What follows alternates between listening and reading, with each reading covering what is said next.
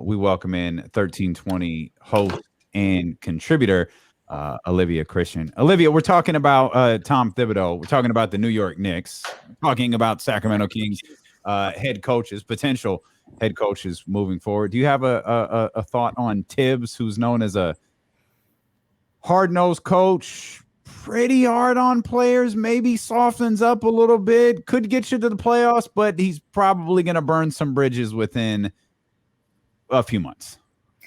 I have to say, I think I'm pretty consistent in that I like hard-hitting, aggressive types. Oh, that's your guy then. I feel like he could be a great coach for the Kings, and because of the players on the team don't seem to be the type to exude a lot of aggression, or they're not super vocal. Mm-hmm. I think he would be a great addition to the team to kind of rally them together, get excited, get aggressive, and to maintain that level of aggression through the 4 quarters. So I'm on board with trying someone.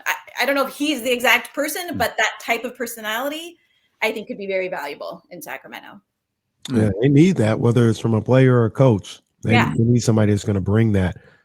Thibs, like I said, it's like Damian was talking about, it's the shelf life. You know, if this was somebody that, you know, even had a reputation of, even though he wore out his welcome, it was 5 years instead of 2. Like, yeah, but it's everywhere he goes. Like, people after 2 years are just done with him. Nah, can't have it. 5 years actually feels like a long time, but maybe that's just in our Sacramento world. Where, 5 years.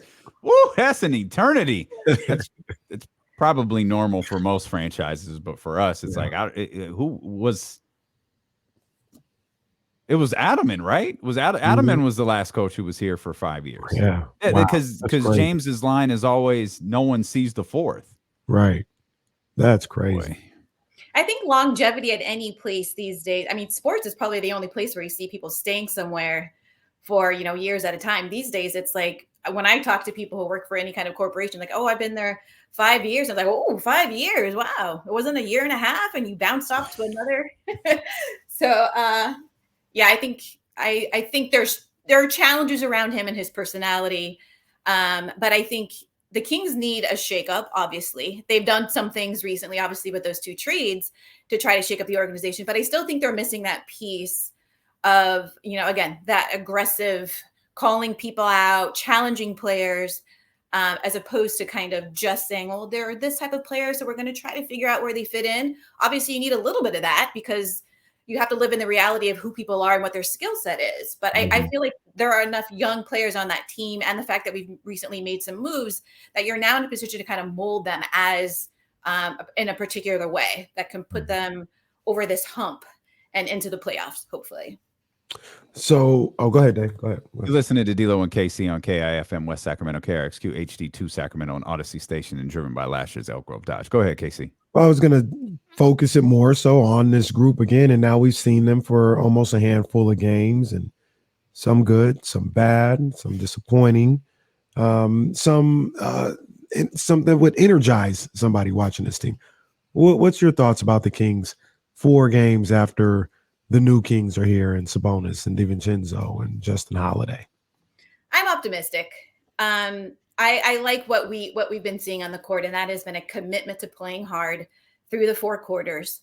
And again, I think number one, the thing that fans want is for the Kings to give a damn, and they seem to be giving a damn about each game.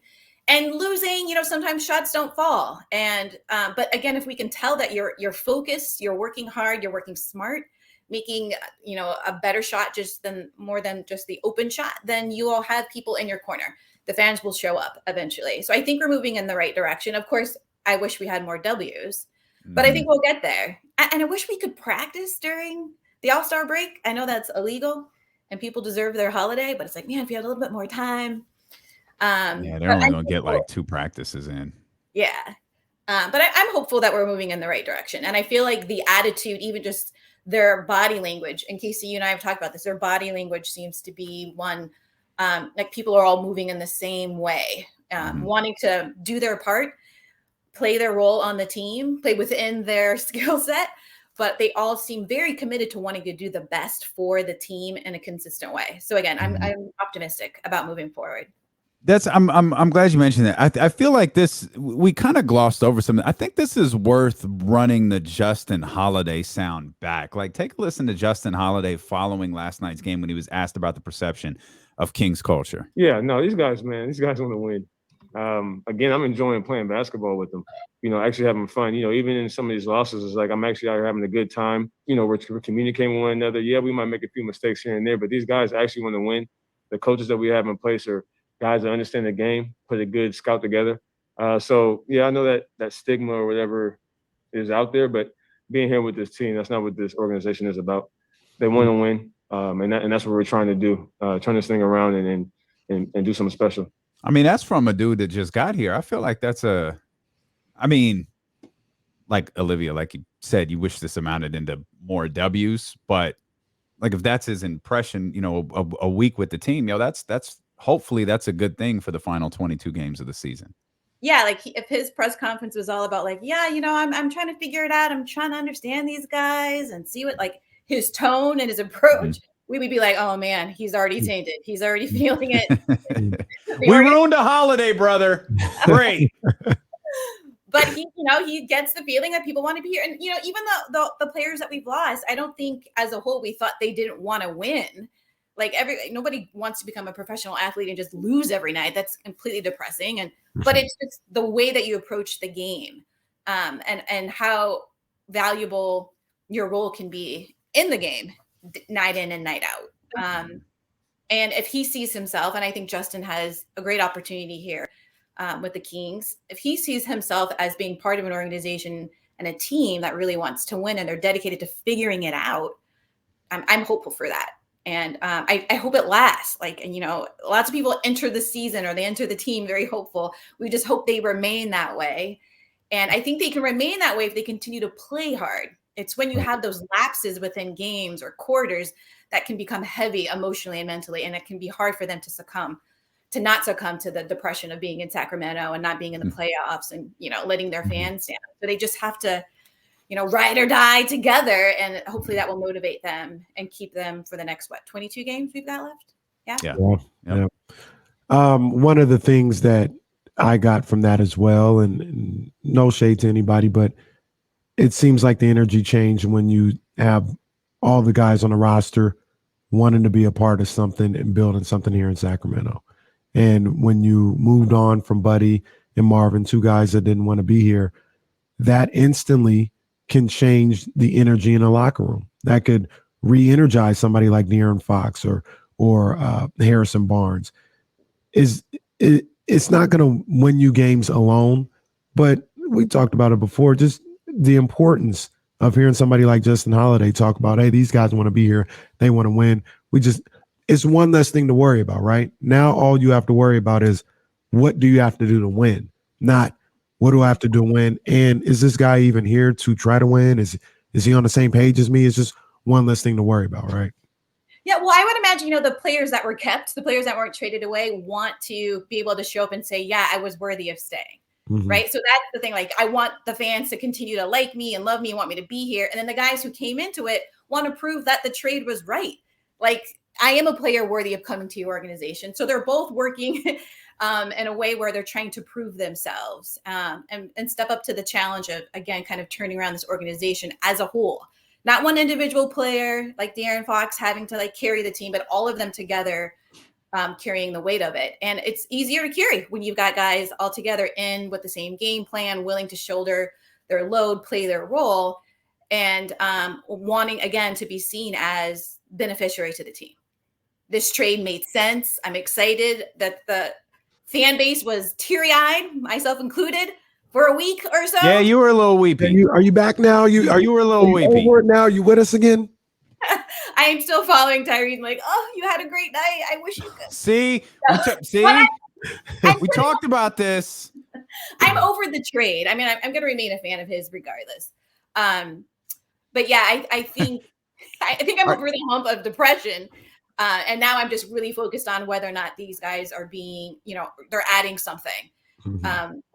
The kind of emotion that we saw in Tyrese, they brought that. So I feel like, we didn't lose that kind of energy.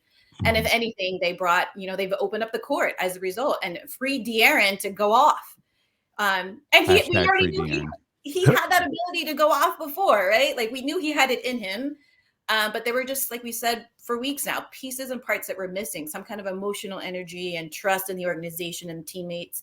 And now he seems freed up to play and run around and, make amazing passes and in and out of the paint and just play in a way where it seems like it's so much more fun to him. Right. Yeah, when you have fun, it's better. You're really good at talking to leaders. And I also think you're really good at the psychological aspect of all of this. De'Aaron seems extraordinarily happy, especially compared to the way he was when the season started. Like we had some fun going through pre-trade sound and post-trade sound, and it all sounds different. And that's far from a shot at De'Aaron. We spent a lot of time, probably far too much time, trying to figure out why exactly this might be the case. So I'll ask you, why do you think that is? Because we know he didn't have a bad relationship with Tyrese Halliburton at all. And we know, obviously we all love Tyrese Halliburton. Like I get that, but something in the last, 9 days or so has changed with De'Aaron since that deal. I think it was that the organization kind of showed him by making these moves, which were difficult moves. We knew that the organization had to know the fan base was going to be really upset and doubtful that these changes would be advantageous to the organization. But they did it anyway. And they did it because they wanted to build around De'Aaron, free up some mental and emotional space for him to do what he does best, find him a partner or two who he can dish off and feel confident that they can start the offense and he doesn't have to create for everyone all of the time. So I think that having happened, did I say it the right way? I'm not drunk, I promise. That happened. It's like, was you at the parade yesterday with them big old Luke Belaire bottles? I actually was down there. Woo! Okay. Well, okay. We're gonna get back to that. Go ahead. It's not as exciting as you want to do, but yeah, it's kind of like if you're in a relationship with someone and you're like, I just need you to turn the air down 2 more degrees. It's not going to kill you if it's 72 versus 74, and you're like, you know what, I love you so much, I'm going to go ahead and turn it down to 72, and maybe I'll put on a sweater. You're like, yes, that's what I need from you, is to be okay with that. And so I think that's why De'Aaron's like, yes, they realized, and they told me this by making this really scary move, that they are invested in this relationship. And now I can relax in this relationship and, again, be the player that I know that I'm capable of and that they're ready for me to step into being. I'd argue they didn't turn the thermostat down 2 degrees. They turned it down like 15. My air conditioner just came on. I'm like, oh, yes, thank God. That's what made me think of it. I think that's how De'Aaron felt too. My air conditioner came on. Oh, thank God. I think, well, and then sometimes I do think it is as simple as that. You could argue 130 million for the next 5 years. That's a hell of a vote of confidence. Right. But then you draft a couple of players at my position and, well, maybe not so much. Well, I have to imagine, even if you're getting paid a lot of money, you still want to perform. You still want to win. There's a lot of people in this league who are making a lot of money that we don't even hear about, right? Like, they're all millionaires. But there's something about, if you've been told and you've been able to show that you're a little bit better, you're elite.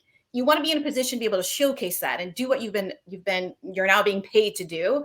We're calling you elite. We're expecting these things. And if, there are shackles on you or, teammates who don't want to be there and the management and organization aren't making moves, all fans can look at it as, well, we're paying you a lot of money and you're still not doing it. Well, I can only do so much. And yeah, I get paid to do a lot, which is your fault as fans because you're the ones who watch. And it's not my fault that nobody wants to watch you being an accountant. So he can't defend his paycheck. This is just the world we live in.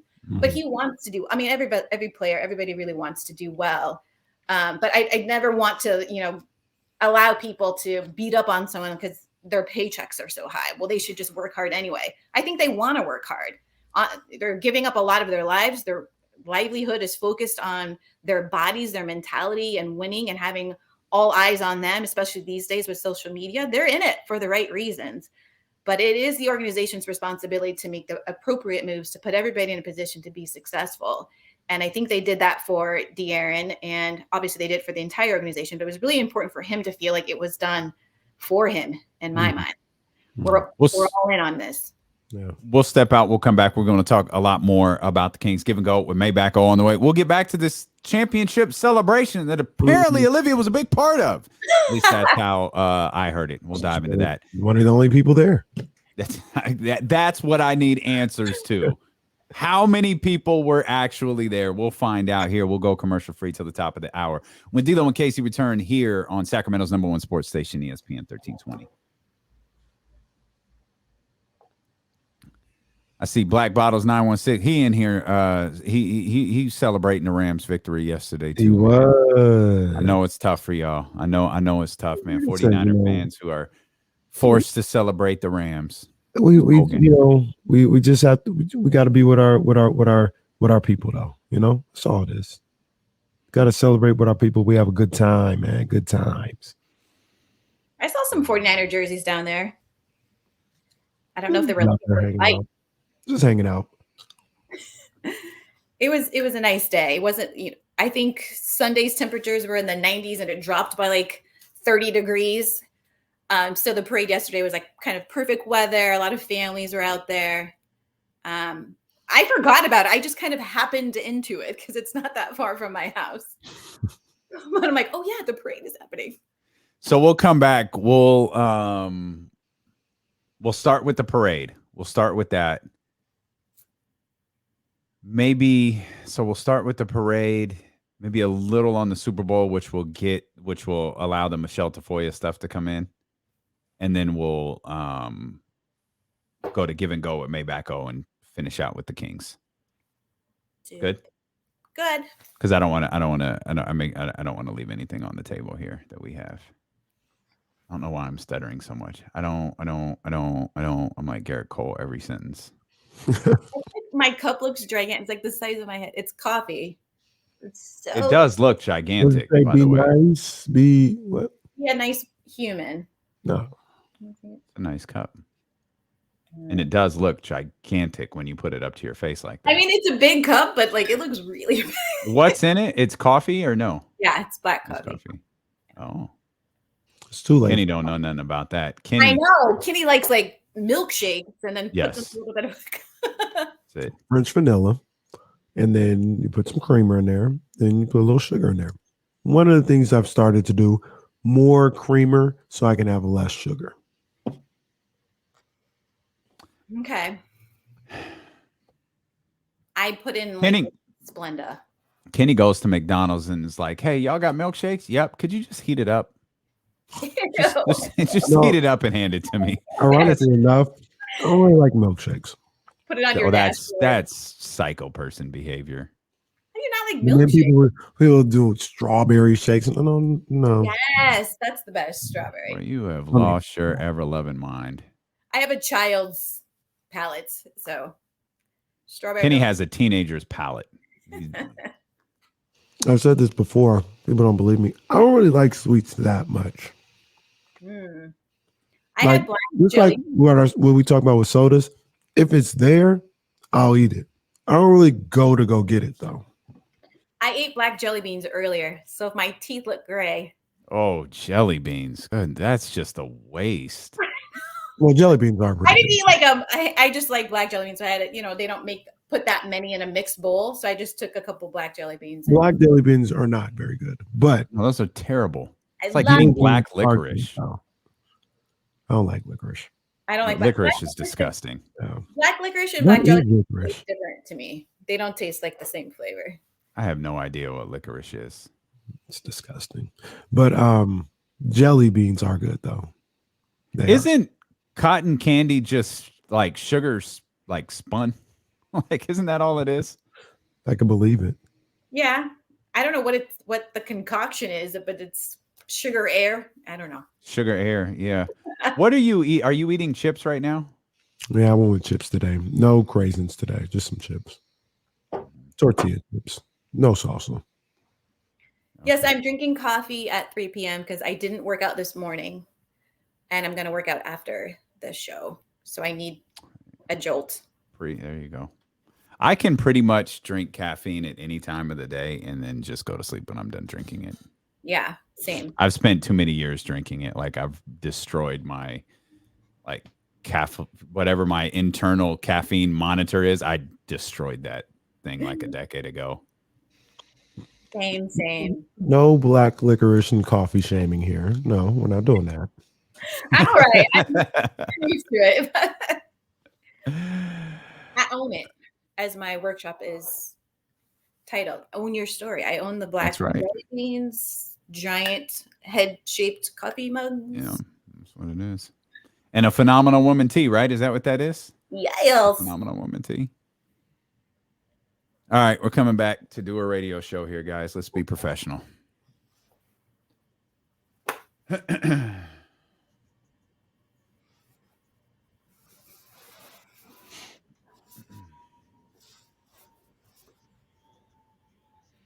We're with you here till 4 o'clock. Stilo and KC brought to you by McQueen and the Violet Fog, the smoothest gin in the world, handcrafted in Brazil. Normally the first pour coming up on a Friday at 4, but happy hour with James Ham and Jerry Reynolds tonight for Kings Beat premium subscribers. I think I might pour a little glass and listen to Jerry Reynolds tell some stories. Head over to thekingsbeat.com to find out how you can be a part of the happy hour celebration. James Ham, of course, will be with us tomorrow. Did get confirmation Kyle Madsen will, in fact, not be with us tomorrow, which is why I thought it was so weird for him to text us like, hey, can we keep doing this thing on Friday? Yeah, no doubt. Let's do it. Then he's tweeting about his bachelor party. It's like, wait a minute.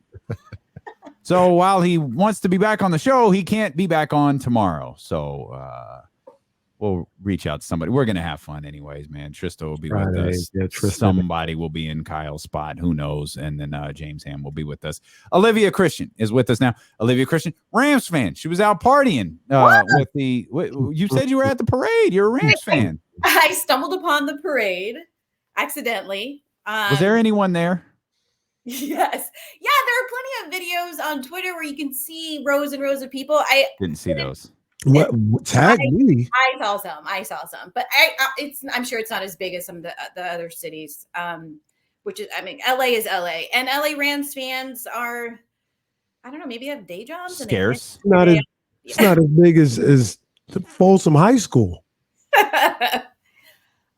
Well, the people who were there were having fun. I can tell you that they were having a lot of fun. Did you see the video of the photographer fall and Matt Stafford do nothing?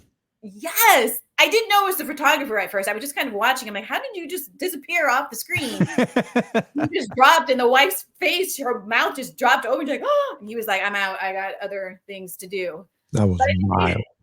I think he tweeted, or somebody tweeted him saying that they were going to pay for her. She hurt her spine. It was Stooge. Yeah, it was Stooge Schefter who's actually still tweeting about Matt Stafford and his wife Kelly. They're paying the photographer's medical bills and replacing her camera after she fell off the stage at the team Super Bowl celebration. You know what, Matthew? That's really nice. How about you go check on the young lady instead of turning around and walking away? Well, I'm sure he was quite drunk. Maybe he was like, maybe I just saw something. I don't know. Those my drunk eyes? Am I living in reality? They were pretty wasted. He was taking 1942 to the head. So, yes, he was drunk. And we already went over the party foul. You don't do that with 1942. That's not what you do with that bottle. What are you doing? I wouldn't know. I've Be careful.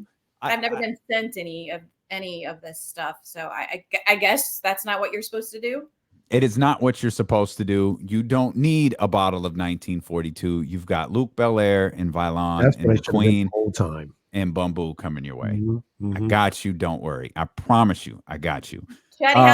We hear this week after week, sweatshirts and alcohol coming my way. Okay. The sweatshirts are not on the way because it's 90 degrees in Los Angeles and you claim to be moving back to Northern California, but yet every week there you are at your little spot in Los Angeles. So I've sent you some T-shirts to hold you over in the heat wave of Northern California or in Southern California. Once you get back to Northern California, and then we'll switch up to T-shirt or to sweatshirts. Well, I'm moving to San Francisco, so I need sweatshirts. Oh, yeah, absolutely. Yeah, speaking of saying something week after week after week. See? I really am now. I'm moving in 2 weeks. I'll be there at the beginning of March. And I sent an announcement to friends, hey, I'm moving back finally. And so my goodbye, like brunches, lunches, happy hour dinners have started. Oh, nice. And it's fun and all. But when I've been eating right, but the alcohol consumption is just it's hard to be like, I'm not drinking right now. Well, we have to toast you. I'm like, all right, well then let's on.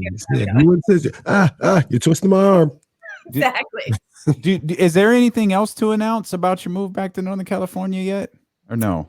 Not quite. Okay.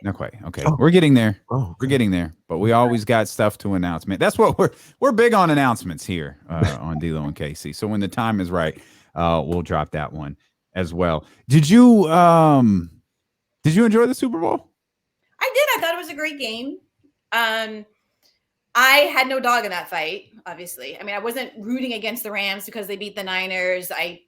Cincinnati, it's been a long time coming for that town to have something to celebrate. So I'm like, whoever wins will be fine. But, obviously, I feel like a lot of people who were in the middle who had, again, no dog in the fight were like, they eventually start rooting for something. You can't help but start to. So in the first half, when the Rams started doing really well and they were running up the score, I'm like, oh, come on, Cincinnati. I want to make it a game. I want it to be competitive. And then, as they typically do, they start the third quarter doing really well. And then it's like, oh, gosh, here we go again with the Rams. They don't know how to keep it together. But it ended up being a great game. I think Aaron Donald should have been MVP. But, he was a beast. He was just a beast. There was nothing. I saw a couple other clips from the game of isolated on Aaron Donald when he was just treating the poor offensive lineman like a with the sled thing where they just push it back 10 yards down the field. That's what he was doing to a grown man who is one of the best in the world at what he does at about 300-something pounds and just pushing him like a rag doll, as Gorilla Monsoon once said. Do you feel like he just decides, like, I'm deciding to do this. I'm changing the game right now. I'm ending it right now, and then he does it? Certainly feels like it. Yeah, I think that feels like it. Man. It was a great game. And it became clear how he was able to do all that. It was a close game. Wasn't a great game. Yeah. I mean,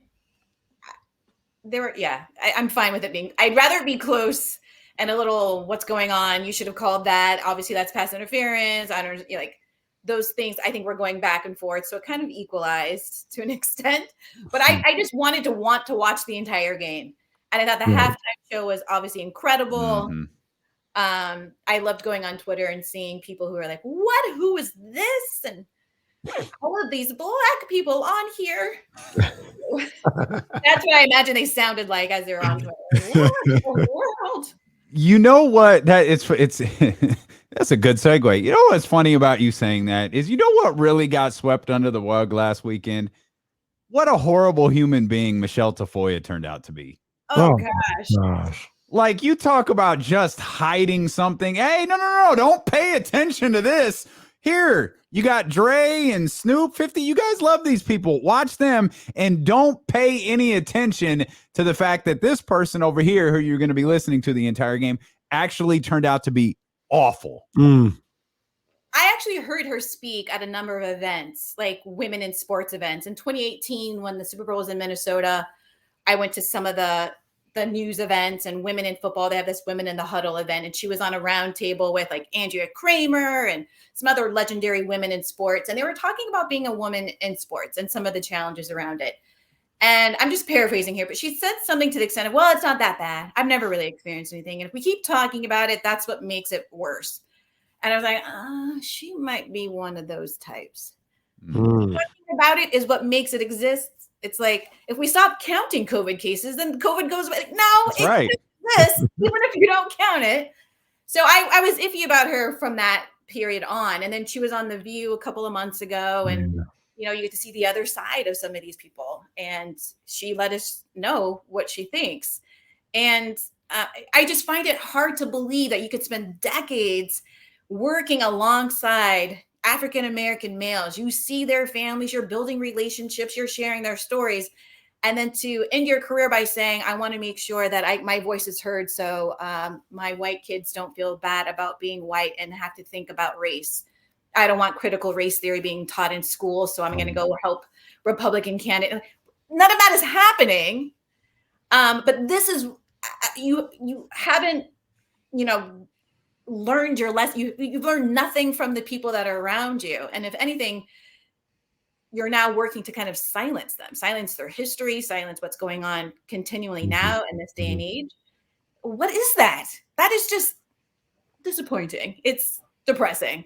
But I'm glad someone else is going to take her spot. Let's just put in some other amazing woman who could do the job. Shout out to Lisa Salter, who's on every sideline everywhere. Great. But yeah, it was disappointing. But when that happened, I was like, oh yes, I remember this from 4 years ago. She is this type of woman. But it's one of the many things about the NFL that drives me nuts. Like my man Karan J. Phillips wrote about this on Deadspin today when he was like, you've hit a new desperate level when you've hired a black person to investigate your racism. And that's essentially what the NFL did. It's always funny when a company hires someone to do an investigation into themselves. Like, because it's like, oh, the Washington, I was going to say football team. I guess the Commanders, the Washington Commanders have been, the Washington Commanders have commissioned an independent investigation to investigate these allegations against Daniel Snyder. No, they didn't. You're paying them. That's not independent. And so now the NFL is bringing in, and the woman that they're bringing in to investigate their racism just happens to be a black woman. Okay, I guess we'll buy this. Loretta Lynch is brilliant. Loretta Lynch is going to come out. No racism. I don't expect her to do that, but you never know. Obviously every attorney will tell you everybody's afforded a great defense and she's going to do her job. But I also think she's one who, I think she's defended a couple of questionable characters, organizations. But again, if we want to get the full picture of what the reality is, it is important to hire well-established, credible people. So you can't say like, well, we ended up hiring a dummy and we can't trust. Like, well, Loretta Lynch is top notch. Yeah. So hopefully she will stick to the truth. I imagine she will. I can't understand why she ever wouldn't. But and she won't gloss over things. But she's also, she's going to be there to defend what they do. And when you are up against somebody who can defend very well, that metal sharpens metal. Like, hopefully we get to the truth of things and we find solutions so we don't continue to perpetuate these inequalities in the NFL. Yeah. The other thing about it that is kind of sobering when you actually think about it is it just doesn't, regardless of what comes of it, the NFL just doesn't seem to care about these things. They just keep moving along. Well, they don't have to. Yeah, they don't have to. And I think they were never going to have to until the players demand it. Like the MLB right now, they're shut out. We don't know when opening day is going to happen. I cannot wait to see. It's never going to happen. I want them to see the universal DH in both leagues. I want to see this, but they are, until the players demand certain things of ownership and management, then we're going to continue to see these things. And the NFL, it's just their mentality is just so different than like the NBA. Right. So yeah, the NFL's not going to change if they're not forced to. And being forced to means it hits them in the wallet, hits them in the bottom line. And until that happens, it's, Band-Aids and halftime shows by Jay-Z and, we can forget about it for a while. Let's dance and go down memory lane. Yeah, those things are fun, but Brian Flores doesn't have a job yet. I hate the DH, by the way. I love the DH. No. I'm an American League girl. You see, I'm a National League guy. Oh, beef here on the show. I love it. I need some strategy to my baseball. I need you to be thinking, and you just throw the same people out there for 9 innings with the DH. Give me some strategy. What? You got to pitcher up. Should I bunt right here? Should I do a little butcher boy action? Fake the bunt, hit? What do I do here? I got a guy warming up there. This guy, he's thrown 6 innings. What do I do? What you do is strike out in 4 pitches because your pitcher can't hit, and then it's like a waste of a batter. Moving right along. But I get to keep him in the game, and that could be the decision that leads me to victory.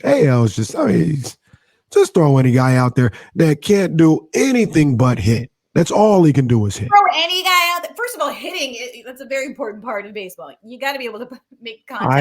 I like 5-tool players. Well, your pitchers barely, every now and then you run into a pitcher and that's why it becomes news. Oh my gosh, he connected. He got a base hit. Let's have a parade and the Rams could come with us. But basically, they never do anything, and we're just waiting to get back to number one. That's the other thing. I don't even know where we're at in the lineup when you have a DH. At least when I don't know why y'all even talking about this. It's never going to happen. Never. Well, pitchers ain't never hitting again. I know that much. Baseball's never coming back. Why would you say such a thing? It's just gone forever. Like they're never going to get this fixed. They are. I can't wait for opening day. Oh, I love it. Okay, real talk. When do you think that's going to be? When do you think opening day will be? Okay, better yet stated. What year do you think opening day will be? I don't think they're playing this year. What calendar year do you think? There's no year? It's no chance. I don't think in 2022, no chance. I think the owners are attempting to just bleed them dry. Yeah. Wow. They're going to make them beg for mercy, 50 Cent style. Gloria Estefan or whoever owns the Miami Marlins now has more money than your universal DH that you're talking about right there. Does she still own the Miami Marlins? I don't know. I thought she owned like part of the Dolphins. I don't know. Yeah. Somebody bought in, like they had a bunch of, didn't Ricky Martin buy like part of a sport? Like not Ricky Martin. Was it Enrique? What? Enrique Iglesias? They were just Mark Anthony. That's who it was. It was Mark Anthony. Yeah, they went to the Dolphins. I think maybe they went to the Marlins. I don't know. I don't remember. They tried to get into the Nets. Jesse says that was the Dolphins, and Jesse would absolutely know. Yeah, that was the Dolphins. Oh yeah, I can text my brother and ask him. He'd say he's a Dolphins head too. Fins up. I'm stupidly optimistic about lots of things that I have no business being optimistic about. But I love baseball. I want them to come back, obviously. And I'm hopeful that it will happen, that we get a season this year. I agree with you. I love baseball too. I love baseball, but I love it. I don't know. Them owners, they out for blood right now. They are. They're gonna make these boys big. And they got way more blood than the players do. So they can ride this joint out. Let's take some of that optimism that you have over a baseball season actually happening in 2022 over to the Sacramento Kings. One of our favorite conversations each week with you. Give and Go with Maybach O. Yeah. You tell us which is the name that you didn't approve. We just decided that's what we're doing. It's Give and Go with Maybach O. The goods, the bads, the gives, and the goes for the Sacramento Kings.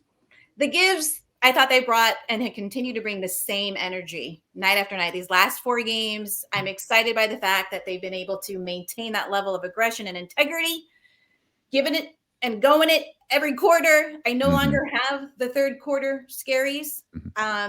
We'll see what happens after the All-Star break. But when the third quarter comes, I'm not scared. When they're warming up, I'm like, I feel like they still got a little pep in their step. They're going to attack. So give me that same energy as we move forward in the season.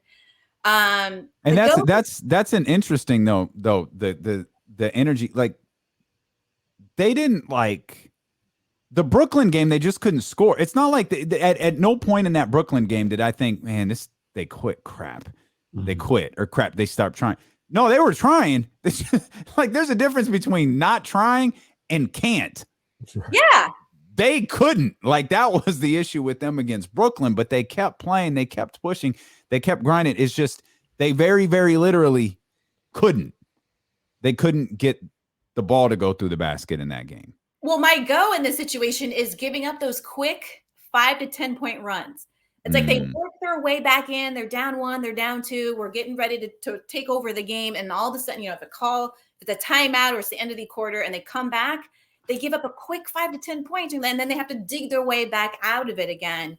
And they're not necessarily doing, they're not giving up when they give up those 5 to 10 points. It's just a lack of like concentration on the defense. And sometimes the ball just doesn't go their way. But it's just a constant digging out of that hole. And I think that can wear on you. So if we can cut out these little lapses in defense or some of the things that just, getting smacked around in the face and you're whining about it or crying about it, which I think, they deserve to. but those mental lapses or whatever it is that's causing that 5 to 10 point run that they encounter every game, I feel like we can get some W's. So I don't have the magic idea around how to avoid those things, because again, I don't think it's always self-inflicted. Sometimes it's just that's the way the ball bounces. But I think those are the reasons why we can't seem to, or haven't in the last few games, get over that hump and get that W. Yeah, I thought that happened a couple times last night. Specifically, I think at the beginning of the fourth quarter. It's 2-point game going into the fourth quarter. I think it was a 7-0 run to start the fourth for Chicago. And, to your point, Maybach O, how about not always having to come from behind? Having to always play catch up? Like, why don't you be the one that's up 10, 12 points for a lot of the game and put the pressure on the other team? I want Kenny to go into the locker room. Guys, we're going to try something different tonight. I want you guys to go up tonight. Don't fall behind. Don't be playing from a deficit, guys. I know it's a different strategy, guys. I want you to take the lead and see how that goes here tonight. Well, sometimes that's about, playing the game that you're seeing in front of you instead of playing the game that you know how to play. If you wait for the other team to dictate, now you're playing catch up and you're trying to figure out what to do against them, as opposed to playing in the reality of what you brought to the game. You know what their strengths are. You got to look up for DeRozan and Colby. But if you're coming out and trying to dictate play and be consistent about it, then you're more likely, to begin with runs on your own, and they're playing catch up to you. But I feel like sometimes the Kings, while they do have energy, and they seem to be playing consistently with that energy level, they do kind of sometimes wait for the other team, and they react to how the other team is playing, as opposed to being consistent about what they know they do best. Yeah, Kenny mentioned the fourth quarter run. You mentioned the mini runs. There was one I think it was the start. If that was the start of the fourth, it must have been the start of the third, because the Kings started on like a 6-0 run. Mm-hmm. And then immediately gave up a 9-0 run. Yep. And I was like, oh, well, that was fun while it lasted, because it just disappeared within, seconds. Like, all right, well, okay. Well, that leads. Let's try playing from a lead, guys. Let's try playing from a lead. That would never work. Maybe it wouldn't. Maybe it wouldn't. Well, one thing I did like seeing last night, they gave a lot of energy again on defense. They were playing a swarming amount of defense. They had a lot of double teams. They were locking guys up. But it's again, a lack of consistency with doing that, because when they get down and then they kind of decide that they want to catch up again, they will play in a very smart way, and lock people up, as I said. But it's about being consistent on both ends. We started the season talking about the fact that defense is what they were lacking. There are a lot of people who can, jack up threes and go on runs. And then we saw, long droughts of that as well. But again, we've got some new guys on the team who can shoot, who can pass, but it's the defense that we really have to lock in on. Right. And some players are just going to be better. Some teams are better stacked than we are, but it's, about being consistent and being able to rotate guys in and out where there isn't a letdown. That same energy and that same, concentration on those players that you're trying to lock up. With DeRozan, you can't stop him. You can only hope to contain him, right? Yeah. So let's do our best, and we know he's gonna hit us up, but we have to do our best to not let these runs happen, and then do our best to to play our game and dictate the energy level and dictate the play of the game. We talked a lot about defense today, and shame on us for not acknowledging. Obviously talking about DeMar DeRozan, the game that he had. There were a lot of plays last night where I thought the Kings played DeMar DeRozan really well. Yeah, they really and he did. Still scored. Yeah. There's one in particular, baseline. I can't remember exactly when baseline. He hit an and one. It was a difficult shot. It was on Harrison freaking Barnes, for God's sakes. And Harrison just looked like, well, I don't know what you want from me. I was like literally in my position. I got called for the foul. He is like that. It's just, he got to DeMar's in a bag right now. He got to another one where he got to around the free throw line or the elbow. I think it was Harkless got the shot, was defending the shot, so he got a hand up. DiVincenzo came from his left side and got a hand up, and it didn't matter. Just splash. It's like what James was saying yesterday. He's got this like shot chart and says, I'm gonna get here, I'm gonna get here, I'm gonna get here, and I'm gonna get here, and I'm gonna score in all of those places. And that's what he's been doing the last 6-7 games or whatever it's been. And the best you can do is the best you can do. Play smart, make it harder, as hard as you can. At least you don't want to make it easy and say, well, he's amazing, so I'm just going to watch him. Yeah. Luckily the Kings weren't just watching. They were playing the game. And I think they did a good job on him last night. And yeah, you just have to give it up. Give him his props, give him his flowers, give him whatever you want. But he's on a roll right now. And the Kings are going to run into other players who are just hitting from all over the floor. But, a smart team, a consistent team, if you are playing in the way that you need to, some of those nights you're going to win. You're going to get those W's. And you have to play with that mentality and with that intention of like, I'm not going to give up because this guy's amazing. And and even those amazing guys have bad nights. Ask Steph Curry. Nothing left to do but take my hat and call DeMar my daddy. I'm going to miss Pedro. We're not going to see him at all this year in the postseason. So sad. Going to miss Pedro indeed. I love that you keep that reference alive, though. Sorry. Sorry. Literally as a segment. Who's your daddy of the night? That's pretty funny. Isn't that what they were chanting? Who's your daddy? Is that what they were chanting? Yeah, that's funny. That's funny. Nothing to do but tip my hat and call the Yankees my daddy. I love the accent too. That's probably the best part. Don't talk about the Yankees. I like the Yankees. My Yankees hat over there. Oh, you like Cowboys too? Lakers? Huh? LeBron. LeBron. It's Olivia James over here. Let's go back to my give and go. Here's a give. Okay. I feel like I'm always going to say this wrong. Domas? Am I putting the accent in the right place? So yeah, we don't know. Yes, it is Domas. Yes, right, that is correct. Yeah. But it's also Demontis. So I don't know. I guess it's interchangeable. We like Demontis here. Yeah. But Domas works. I think he wants to be called Domas. So. Oh, is that right? Well, then we should fix that. If the man wants to be called Domas, then we should call him Domas. Yeah. We said it's like Kenny and Kenneth. Oh, you don't like Kenneth? I mean, I don't hate it, but call me Kenny. Don't call me that. I don't hate it. Just don't ever call me that, ever. Call me Kenneth. I'll be like, I'll respond. I'll be like, okay, but I'll be like, why are you calling me that? Just call me Kenny. Like, what point are you trying to make? When Damien calls me Olivia, just address it, and I'm like, I'm Olivia. I'm not anti being called Olivia, but it's very formal. Wait, what do you want me to call you? That's all I've ever called you. Liv? Me as you and my mom call me Olivia. Most people call me O or O Dog. And then when I watched Menace to Society, I was like, dang, I'm O Dog. Yeah, you O Dog. You O Dog. Y'all want to watch a tape? Yeah, that's. Do people call you Liv? I've never heard. Maybe I have. Boyfriends have called me Liv. Oh, okay. They don't want to call me O because everybody else calls me O. But it's very rare that I've called you Olivia since from the moment we met. I know. I didn't know that was formal. That's me. I didn't know. Okay. I don't mind. But Domas, like San Jose, Domas. I like that he's giving us a lot of energy. I like that he's attacking the basket. I like that he's okay with running at players and not being afraid of getting fouled. And he is getting fouled. So, I mean, they're all just getting slapped around, beat up in the face. Mm-hmm. I think it's wild. I've admitted this to you guys before that I didn't grow up a Kings fan in San Jose. So I didn't watch as many games when I was little, but I'm like, has it been consistent for the last 15 years that you just never get calls? People just right in front of a referee, you get smacked in the face. Is that always? Just no respect. Yeah.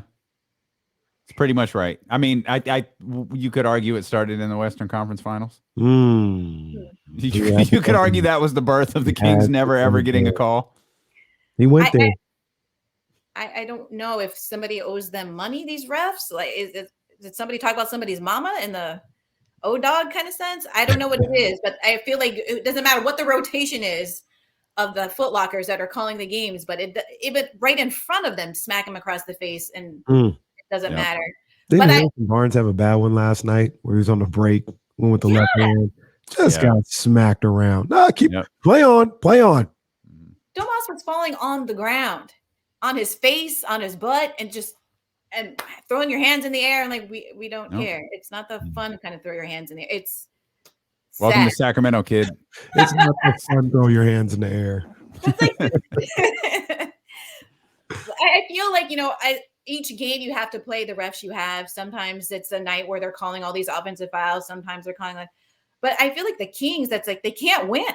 If they're getting smacked above the shoulders, which is supposed to be flagrant fouls, let's get on the line. They won't get any of those calls ever. But my point is, I like that Damas doesn't care. He keeps getting after it anyway. He didn't back down from his game plan, from his strength. He keeps attacking the basket. Every now and then he'll get a call. Every now and then De'Aaron will get a call. But they have stuck to what works well for the team. And I think eventually, once we start getting some more W's, maybe the refs will start calling those fouls. But give me more of that. Give me more of that consistent driving to the basket and that aggressive attack. That's what I want to see more of. Sabonis was tough last night. I don't think that's an aspect of his game that we spent enough time talking about today. Like he was tough, and I felt like he was on a almost dramatic. He was on a mission. Like he knew he fell short in the Brooklyn game, and he wasn't going to let that happen again. And I think that was really, really noticeable at various points last night. He was tough, he was what? He was tougher than what? I don't know, Kenny. A $2 steak. Yep. Kenny's really big into these. Kenny loves $2 steaks. Only in Vegas at 4 a.m. He was tough. Like he was tough, and I felt like part of the reason he played through a lot of that stuff that O was just talking about right there was like, that's all right. I've got to continue to play my game. I've got to continue to be aggressive. We can't fall back into what we did in the Brooklyn game because they were in the game the whole time. Yeah. Like even though it did get to a point in the fourth quarter where it was kind of like, all right, finish strong. It's not our night, but finish strong. They were in that game and until the end that open three could have pulled them within 3. It would have been a free throw game from there, but still like they were in it until the end. Well, I think Damas has been aggressive every game. I think the first game is when he got smacked in the face and his eye blew up, right? Yeah. Like he hasn't stopped going to the basket hard from up. So I appreciate that. And I think that kind of play inspires the other players to go just as hard. Sure. And I've talked about in the past that the Kings have lacked somebody being vocal on the court who will kind of snatch you by the neck. No, this is what we're going to do. And they still don't necessarily have somebody that's kind of that really vocally aggressive player. But if your play is aggressive, that can be inspiring and ignite other people to make better choices, but also take the high percentage shots. If that means an and one, God willing, we get some and ones, but also there are more options when you do that. Running to the 3-point line, you're limiting your ability to be effective. If you at least going in and out, you're opening up opportunities and you get better shot selection. Hey, I got a question for you, and it doesn't have anything to do with give and go, but it's a real question. And I need you to put your motivational speaker hat on, or your leadership hat on, or your story hat on, or something. Let me wipe off my glasses. Okay, let's get serious. Bro, what are we gonna do with Richaun Holmes? Oh man, Richaun. I feel for Richaun. He's had an incredibly tough season. The injuries, like just kind of random bad luck stuff that is not, it's not from a lack of passion. It's just he too gets slapped in the face regularly. Yes, poor guy. He just hasn't had a lot of consistent play because it's in and out of the lineup. And now I've got to adjust to playing with goggles. And now we've got some new players. My homie Tyrese, who used to dump the ball off to me so I can make that push shot and get, maybe 10 points a night from it. Now that's gone. Now I'm coming off the bench.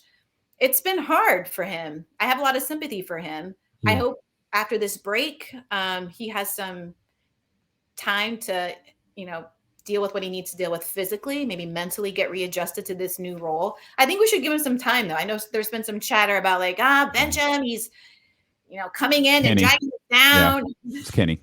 It's only been a couple games, and he's been through a lot. He's been through a lot.